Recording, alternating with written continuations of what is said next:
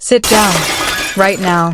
Because in the next 13 minutes, I'm going to walk you through the loudest, most self-inflicted, most publicly broadcast collapse of a pop rap superstar's cultural power that the streaming era has ever put on tape, and the man at the center of it, Aubrey Drake Graham, is still holding the camera on himself and hitting the red button. Tonight, on the 26th of July, 2026, the biggest pop rap draw of the last 15 years is torching the final bridges he has left in front of the entire culture over a war he already lost to a man in Compton whose name he still, to this very second, will not let cross his lips. That man is Kendrick Lamar. And here is the piece nobody in the podcast lane has framed correctly yet. So pull your chair in, because this is the beat that changes everything. What you have been watching for 2 years is not one story. It is two. The Drake story you've been fed, the Iceman Rollout, the Nocta Manor event, the Burning Bridges premiere, the paddle shirt merch drop, the cover-up tattoo, the UMG lawsuit. That's the surface story. Underneath that surface, on the exact same timeline, there is a second story running at full speed. It's the story of a label, a contract, a marketing budget, and a set of long-time alliances that have been quietly rearranging themselves around one Compton verse the entire time.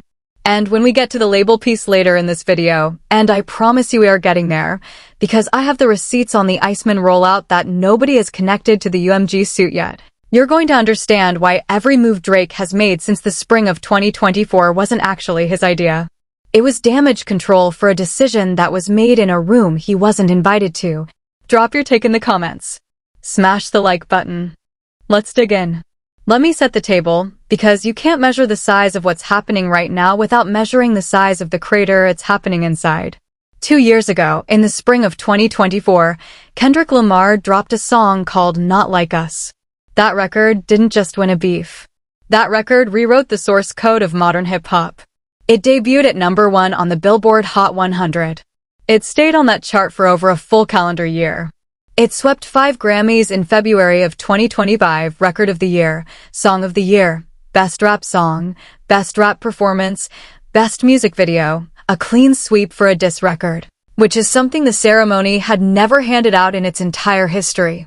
It scored the Los Angeles Pop-Out concert on Juneteenth of 2024, where Kendrick pulled DeMar DeRozan, Russell Westbrook, and yes, LeBron James onto that stage and turned a battle track into a citywide anthem. It headlined the Super Bowl 59 halftime show in February of 2025 in front of a reported 133 million viewers, the most watched halftime performance ever recorded. And Kendrick performed Not Like Us on that field, in that jersey, with Samuel L. Jackson narrating the whole ceremony like it was a national address. Then Kendrick did the one thing that permanently broke Drake's brain. He walked away. He dropped GNX in November of 2024 with no warning. He toured it out with SZA on the Grand National Run. And then he went dark. No response records. No interviews. No subtweets. Nothing. Because he didn't have to say another syllable. He'd already said all of it. And Drake, the man who spent 15 years building an empire around always getting the last word, suddenly found himself trapped inside a silence he couldn't scream over. That's the stage this current meltdown is playing out on. Not a fair fight. Not a rivalry. A verdict. And every single stunt Drake has pulled in the last 72 hours is happening downstream of that verdict. The stakes are not just personal. They are cultural, because the audience is watching a coronation on one side and a slow public unraveling on the other. And they are systemic, because behind the curtain, a label, a lawsuit, a publishing conversation, and a media ecosystem are quietly repositioning around who won and who didn't. So when I tell you this is bigger than a beef, understand I'm not being dramatic. I'm reading you the actual scoreboard. And the question the rest of this video is going to answer is a simple one. How does a man reportedly worth $250 million, sitting at the top of the pop rap food chain for more than a decade, end up in the summer of 2026 pointing at his own face on a stage to mock a scar on another man's face? Because the answer is not what the surface makes it look like. Start here. The ASAP Rocky moment. Because that is the fuse that lit this new chapter on fire in the last 72 hours. At Drake's Nocta Manor event this week, in front of a live crowd, in front of cameras rolling for a global feed, Drake decided to premiere a song called Burning Bridges from his 2026 album Iceman. And as the lyric, "Look in the mirror, see where talking gets you," hit the speakers, Drake pointed to his own face. A calculated, choreographed, deliberate mockery of the scar Rocky has carried on his lip since his teenage years. Not a subtle jab. Not a plausible deniability wink. A physical, on-stage mocking of another man's body, timed to the second, rehearsed for the moment, broadcast to millions, and by the next morning chopped into clips that were stacking tens of millions of views across X, TikTok, and Instagram Reels combined. Exhibit 1. Just watch the tape. It is not up for interpretation.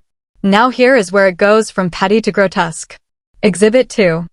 Days before that Nocta event, Drake was standing in the same room as Rocky. Same World Cup gathering.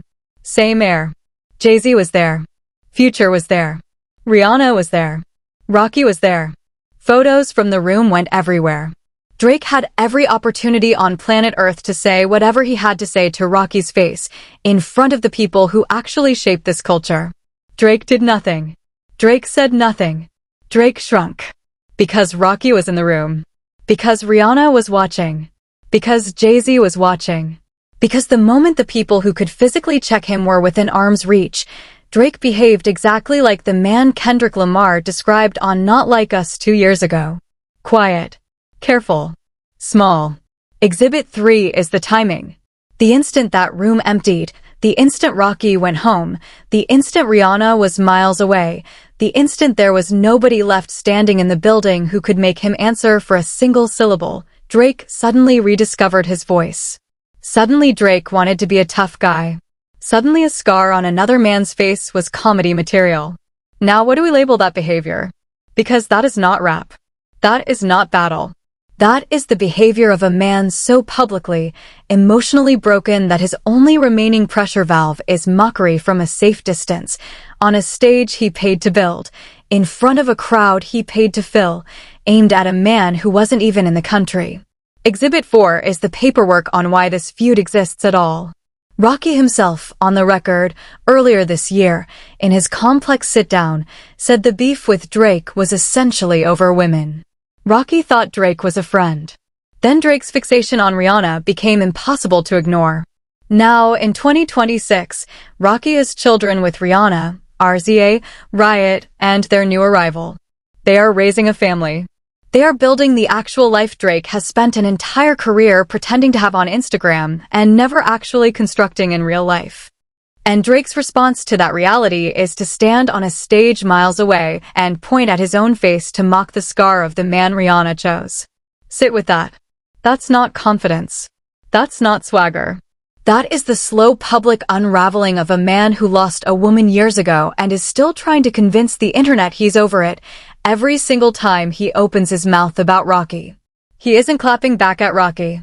Drake is confirming Kendrick Lamar's 2-year-old thesis about him, live on tape, for free. Kendrick doesn't have to hold the pen. Drake is holding it for him. Drake is signing his own indictment in his own handwriting. And the ink is still wet on the page. Now hold on. Because if you thought the Rocky moment was the low point of this Nocta night, you have not seen the LeBron piece yet. And the LeBron piece is where this thing crosses from sad to genuinely revealing. Stick with me, the Aubrey Auxiliary is not going to enjoy what's coming next. I'm about to walk you through a tattoo, a t-shirt, and a Jay-Z bar that Drake tried to strip mine. And by the time I'm finished, you're going to understand exactly why LeBron James walked away and exactly why he was never walking back. Let's turn the page. At that same Nocta Manor event, Drake unveiled t-shirts, real, physical, printed, folded, priced t-shirts moving through the merch booth in real dollars that read, "The only LeBron I rate is Juan."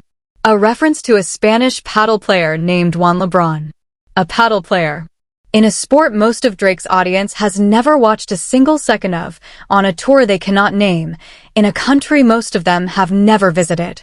And this shirt, this fairground souvenir, was aimed directly at LeBron James. The man Drake once publicly called his brother. The man Drake has been visibly close to for more than 15 years. The man whose jersey number Drake permanently tattooed on his own skin as a tribute. Read that sentence back to yourself. Drake tattooed another grown man's basketball jersey number on his body as a declaration of loyalty. Cultural exhibit 1 on this side of the story. And it's an exhibit Drake put on his own body. Then LeBron chose Kendrick's music. LeBron was filmed at the pop-out concert on Juneteenth of 2024 mouthing every word of Not Like Us. LeBron was filmed again at a New Year's celebration in early 2025, laughing and vibing to that same song. LeBron was seen courtside with his son Bronny, nodding along. Cultural exhibit 2. All publicly filmed. All reposted by verified accounts. All still up on TikTok as I am recording this sentence. Drake's response was not a phone call. It was not a conversation. It was not the grown man behavior you would expect from a friendship of that length. Drake covered the tattoo. Drake replaced it with Shai Gilgeous-Alexander's number. And then, in 2026, Drake printed the Fairground t-shirts to mock the man he had literally been wearing on his skin. That is not a diss. That is not battle rap. That is the exact playbook of a scorned ex. That is the I dated somebody new just to hurt you post. That is the I never even liked you anyway merch drop. When a man has to publicly cover a tattoo of a person he claimed to love, publicly replace that person, then publicly print shirts about it, he is not winning. He is telling us in real time, at maximum volume, exactly how deep the wound cuts. Cultural exhibit 3 is the deleted post trail. When the Shai tattoo cover-up was first reported by TMZ and Complex in late 2024, Drake's team quietly scrubbed multiple older Instagram photos where the original LeBron tattoo was visible on his shoulder. Fans on the r/HipHopHeads subreddit archived the deletions in real time. That is not the behavior of a man who is unbothered. That is the behavior of a man scrambling to rewrite the paper trail while the paper trail is still sitting in the internet's screenshot folder. Cultural exhibit 4 is the closing of the ranks. Rick Ross posted BBL Drizzy and never took it down. The Weeknd, Drake's own OVO co-founder, stopped following him on Instagram in late 2024 and never refollowed. Metro Boomin has not been photographed in a room with Drake since the BBL Drizzy instrumental dropped. Future, once the What a Time to Be Alive partner, has not appeared on a Drake track for 2 full album cycles. Every one of these people made the same choice at roughly the same moment, in the same direction, quietly, without press releases. Now I already hear the OVO defense forming. These are just personal fallouts. They happen in every camp. This is reading too much into it. Fine. Consider that counterargument acknowledged. Now consider it dismantled. Because when every single personal fallout points in the exact same direction at the exact same moment immediately after the exact same song, it stops being personal, and it starts being a pattern. Kendrick Lamar did not steal Drake's friends. Kendrick simply granted those friends permission to admit what they had already been thinking. And Drake, instead of reflecting on that, released a track called What Did I Miss? And called those friends traitors. Traitors. Watch what's happening in that word. Drake is publicly asking why everyone left, and the answer has been in front of him for 2 years, and he refuses to say the name, because saying the name would mean admitting the loss. Here's the piece of cultural evidence that closes this section, and this is the one that flips the entire picture. That only LeBron irate is one line is not even original material. It's a hollowed-out strip mining of one of the most culturally loaded bars in hip-hop history. Jay-Z, the only Christopher we acknowledge is Wallace, from Hello Brooklyn 2.0. Jay's bar rejected Christopher Columbus, a colonizer, in favor of Christopher Wallace, the notorious B.I.G. It was ancestral. It was political. It carried the weight of centuries. And Drake gutted it. Stripped it of every gram of meaning. Turned it into a merch booth punchline about a paddle player. That's the tell. That's the whole personality in one lyric. Drake doesn't borrow. Drake strip mines. And when the culture he's mining from finally pushes back, this so-called Aubrey damage control machine prints another t-shirt. Now gear shift. Because everything I just walked you through, the scar, the tattoo, the shirt, the deleted posts, the friendships, all of that is the surface. It's what happened on stage and on Instagram. But underneath that surface, there is a business story running on the same clock. And once you see the business story, everything on the surface stops looking like a meltdown and starts looking like something much more calculated, much more desperate, and much more expensive. Circling back to the meat. Because here is what nobody in the podcast lane has been willing to walk you through carefully. This is angle 1 of the systemic breakdown. The lawsuit is not a lawsuit. The lawsuit is a hostage negotiation. After Not Like Us detonated in the spring of 2024, after the Grammy sweep in February of 2025, after the Super Bowl halftime, Drake did not sue Kendrick Lamar. Read that back. Drake did not sue the man who made the record. Drake sued Universal Music Group, his own label, the company that has funded, distributed, and profited from his entire career since he signed the Cash Money, Young Money, Republic, UMG chain more than a decade ago. Drake alleged in filings publicly available in the Southern District of New York that UMG conspired with Spotify to artificially inflate the streams of Not Like Us and defame him. A federal judge in Manhattan dismissed that lawsuit earlier this year. Threw it out. Not on a technicality, on the merits. And here is the part that matters for the systemic angle. Why sue your own label? Because when you sue your own label, you are not actually trying to win a courtroom. You are trying to renegotiate a contract. That lawsuit was a leverage play. It was Drake sitting on a contract that reportedly obligates him to deliver a specific number of albums under a specific structure, trying to generate enough legal and reputational noise to force UMG back to the table on his terms. UMG did not blink. UMG defended the song. UMG defended their distribution of the song. UMG stood behind the Grammy campaign of that song, which tells you, in plain corporate English, that the label ran the math. The artist who won is more valuable to us than the artist who is losing. That is angle 1. And it reframes everything you thought was happening. Angle 2 is the Iceman rollout itself. And this is where the receipts nobody has connected finally get connected. Iceman is being rolled out as a fragmented, quasi-independent, event-driven album. The Nocta Manor listening event. The merch-first strategy. The paddle shirt drop. The stage-based reveals. That is not the rollout of a major label pop rap album at the scale Drake used to operate at. That is the rollout of an artist who is either preparing to exit his label deal or has been quietly told his marketing budget is not what it once was. Line it up next to the For All the Dogs rollout in 2023 full radio saturation, full playlist priority, full billboards in every major city. The Iceman rollout has none of that at the same scale. That is a systemic signal. That is a label that has repositioned its top priority slot.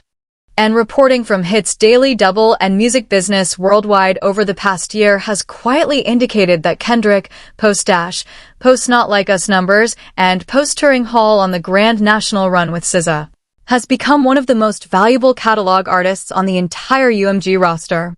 The money follows the winner. And right now, the money is following the winner. Angle 3 is the publishing and cultural licensing conversation. This is the one that is going to define the next 5 years of hip-hop. Not Like Us is not just a song anymore. Not Like Us is a cultural object. It's played at NBA games. It played at the Super Bowl. It's been synced in a Netflix documentary. It gets quoted in college classrooms. Every one of those uses generates publishing income and, more importantly, cultural equity. Every one of those uses further entrenches Kendrick's position and further erodes Drake's. Meanwhile, Drake's biggest 2026 asset is a paddle t-shirt. Do you understand the asymmetry of that? One artist is compounding cultural equity every single week without dropping new music. The other artist is spending cultural equity every single week just to release new music. That is what compound interest looks like inside the culture. That is what happens when the system decides who to invest in and who to divest from. And once you see the 3 angles stacked, the lawsuit as a failed leverage play, the Iceman rollout as a downgraded priority slot, and the Not Like Us cultural equity as a compounding asset, every stage stunt, every covered tattoo, every scar joke stops looking like a strategy and starts looking like exactly what it is. A man who has already been repositioned inside his own label ecosystem, trying to punch his way back to a spot the system has quietly reassigned. And I've been adjacent to enough of these ecosystem conversations to tell you plainly reassignments like that do not get reversed by t-shirts. They get reversed by winning music. And Drake has not made winning music for 2 years. So with the receipts on the table, here is the truth bomb, and I need you to sit with this one, because this is the reveal everything in this video has been building toward.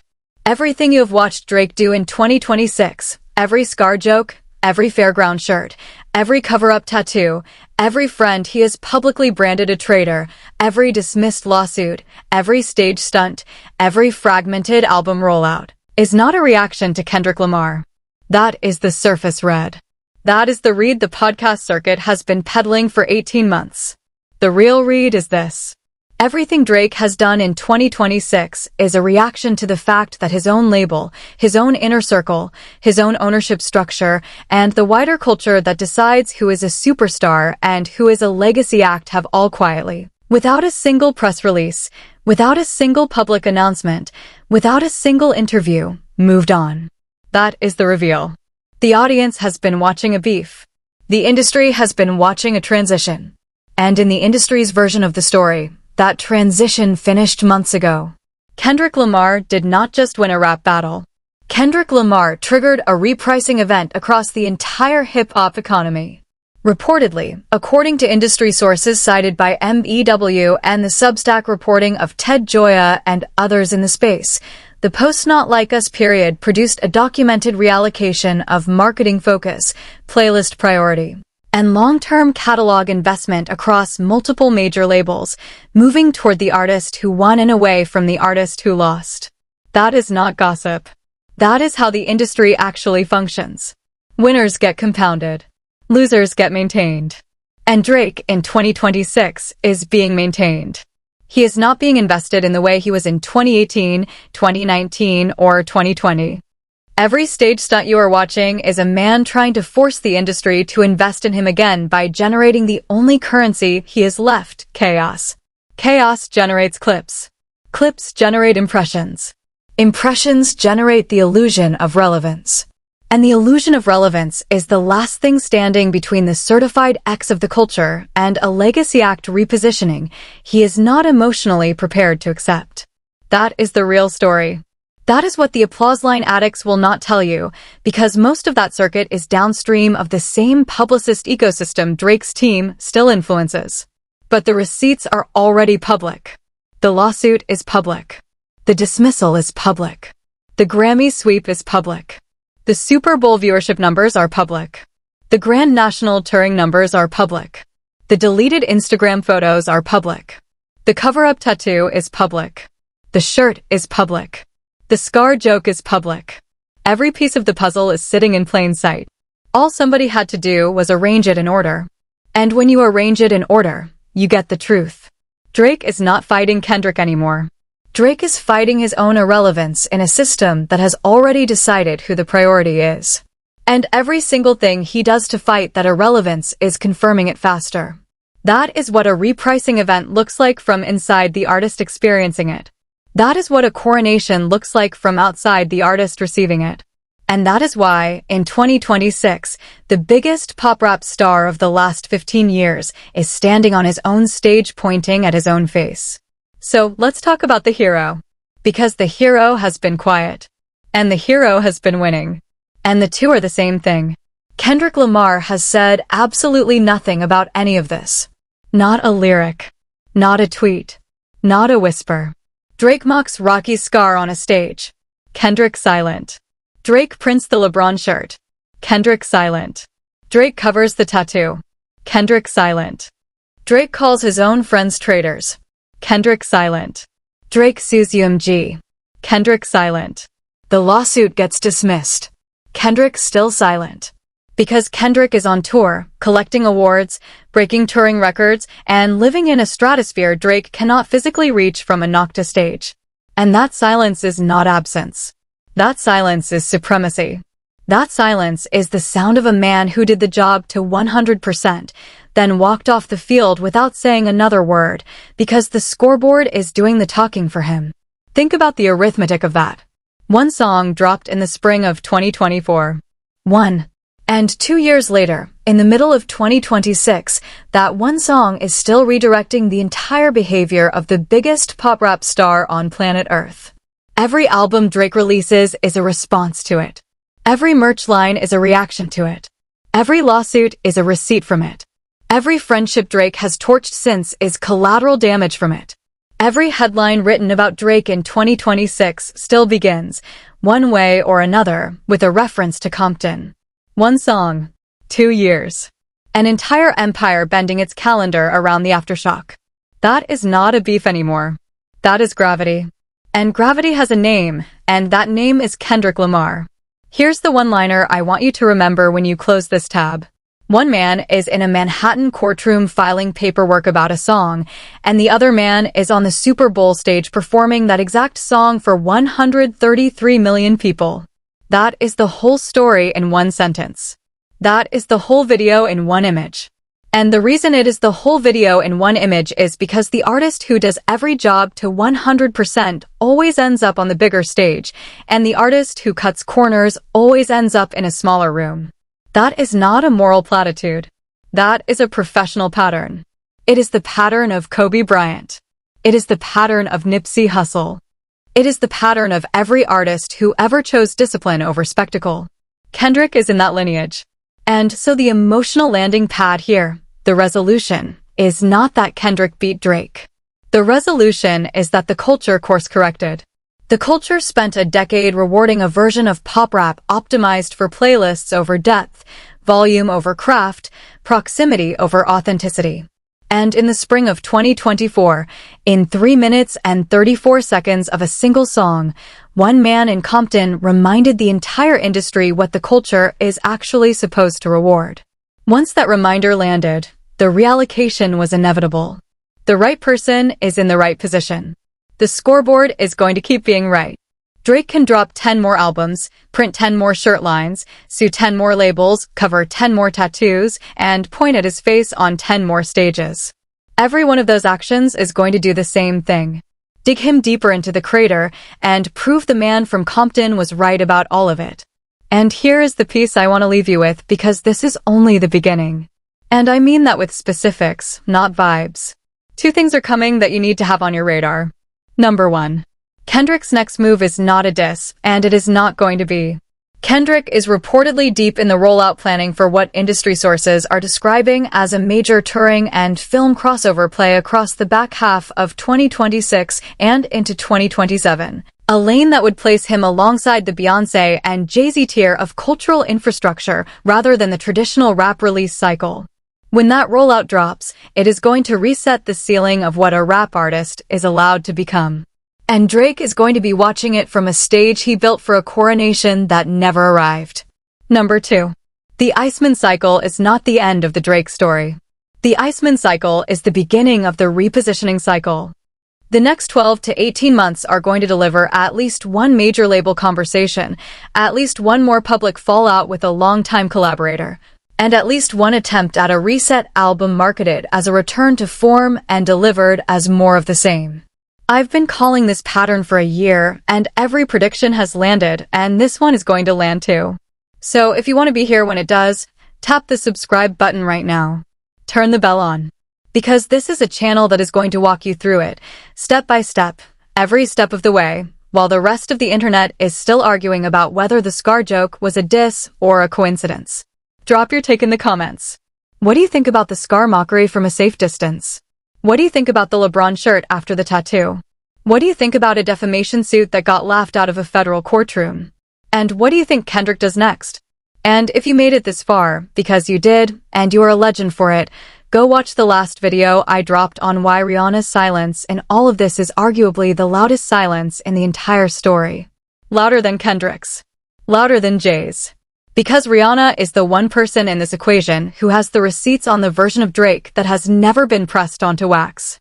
And the day she decides to say anything, one sentence, in any interview, on any red carpet, is the day this 2-year saga gets a final chapter the industry is not prepared for. That video breaks down the 3 moments over the past 18 months where she came the closest to saying it, and why the industry is quietly terrified of the 4th. Tap it now. I'll see you in the next one. The scoreboard has spoken.